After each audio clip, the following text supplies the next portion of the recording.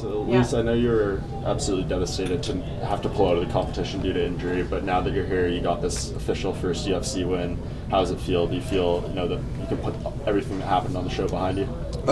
For the most part, yeah, it feels amazing. I definitely want to prove that I would have won the show, so I kind of do want to run it back with whoever wins the Ultimate Fighter finale tonight. But other than that, this is the start to the path to the title for me. Yeah. Do you think that performance was, showed somewhat what you may have done more of on the show if you didn't have that injury come up? Without a doubt. I think with my first performance on the show, I think people kind of thought, oh man, all this kid can do is throw hands, and I think tonight I showed that I'm more of a complete fighter. Did you see it going down like that? You maybe hurting him on the feet and then finishing it with a submission? Not necessarily. I just knew I was going to finish it wherever the finish came. Whether it was a knockout, whether it was a submission, I planned on finishing the fight. How much credit goes to the fact that you got to train in American Kickboxing Academy ahead of this fight?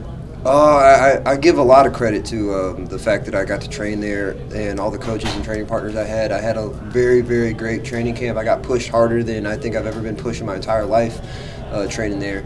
But I also want to give a lot of credit to my gym back home at St. Charles MMA. The mindset to stick to that submission and go after it, that comes from them.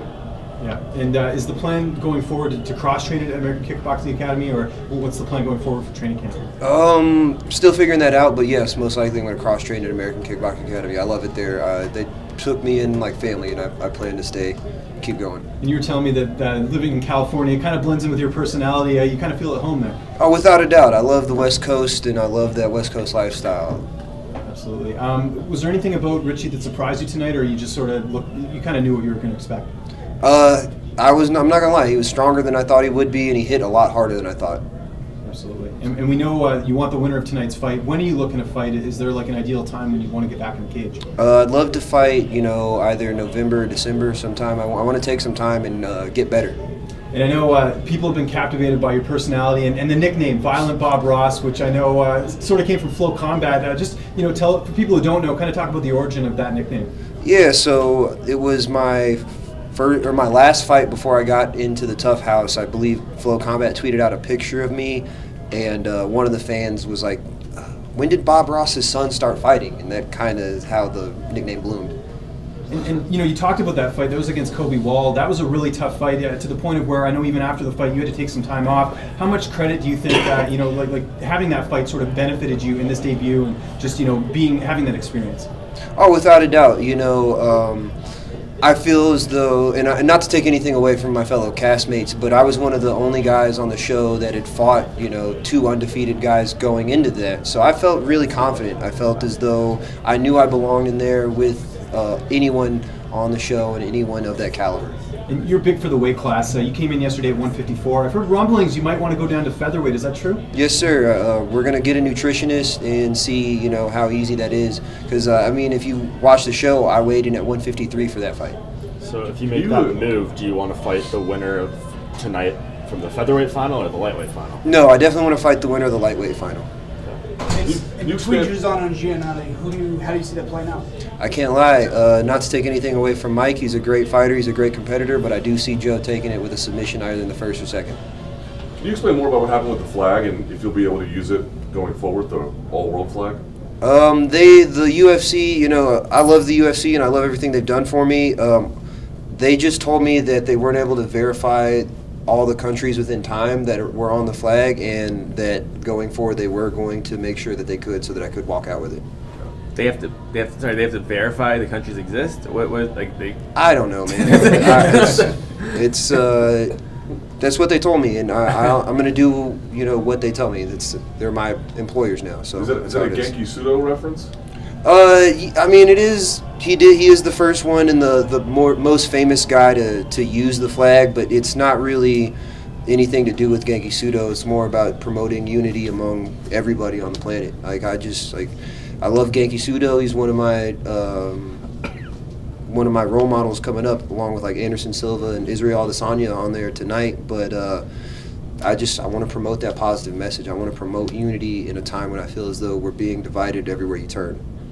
Bryce Mitchell won earlier in the night. Did that sort of help you in your fight as well? Just you guys both were part of the same management. You guys are friends. Did that sort of give you a little bit of a boost heading into the fight? I mean, not really. I'm my own guy. I was trying to honestly not pay attention to that fight. It was hard because I'm really, really close to both Bryce and Tyler.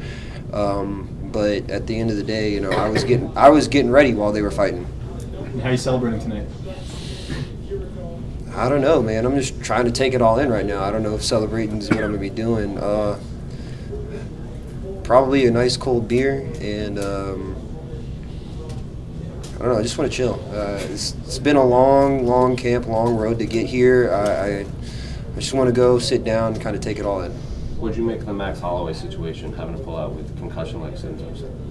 It's terrible. I really hope Max is okay, and I hope he's doing well, and I hope that they get him the help that he needs so that he can move forward and with his career.